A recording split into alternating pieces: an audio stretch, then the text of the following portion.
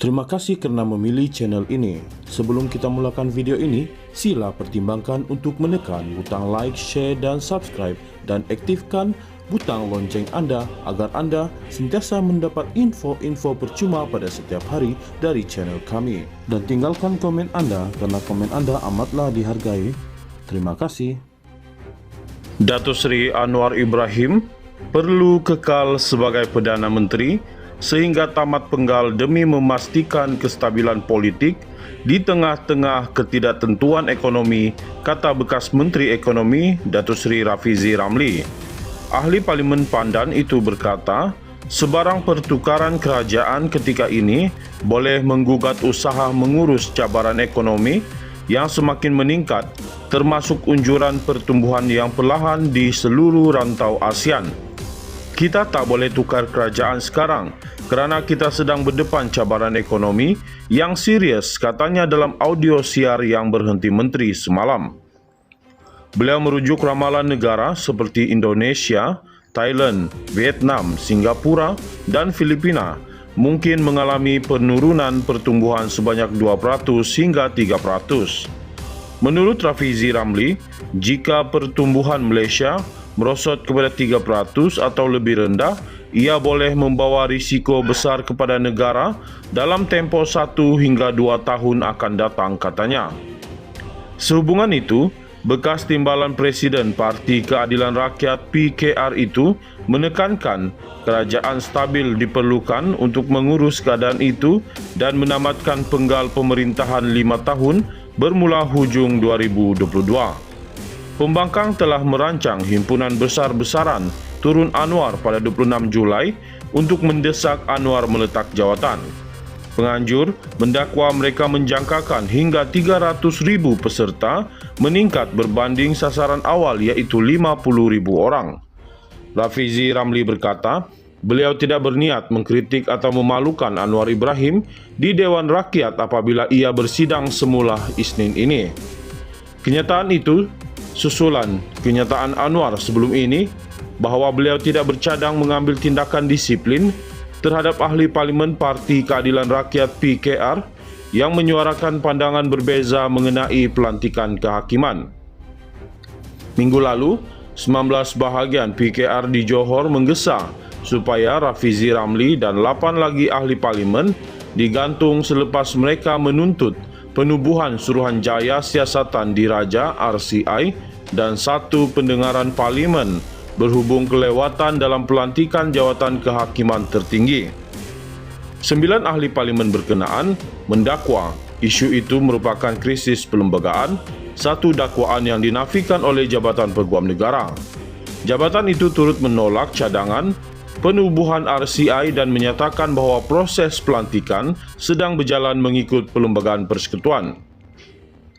Wan Ahmad Farid Wan Saleh telah dilantik sebagai Ketua Hakim Negara untuk menggantikan Tun Tengku Maimun Tuan Mat yang bersarah awal bulan ini. Yang di-Pertuan Agong turut memperkenankan pelantikan Abu Bakar Jais sebagai Presiden Mahkamah Rayuan dan Azizah Nawawi sebagai Hakim Besar Sabah dan Sarawak. Ketiga-tiga mereka akan mengangkat sumpah dan akan menerima watika pelantikan di Istana Negara pada 28 Julai ini. Datuk Seri Anwar Ibrahim perlu kekal sebagai Perdana Menteri sehingga tamat penggal demi memastikan kestabilan politik di tengah-tengah ketidaktentuan ekonomi, kata bekas Menteri Ekonomi Datuk Seri Rafizi Ramli. Ahli Parlimen Pandan itu berkata, sebarang pertukaran kerajaan ketika ini boleh menggugat usaha mengurus cabaran ekonomi yang semakin meningkat, termasuk unjuran pertumbuhan yang perlahan di seluruh rantau ASEAN. Kita tak boleh tukar kerajaan sekarang kerana kita sedang berdepan cabaran ekonomi yang serius, katanya dalam audio siar yang berhenti menteri semalam.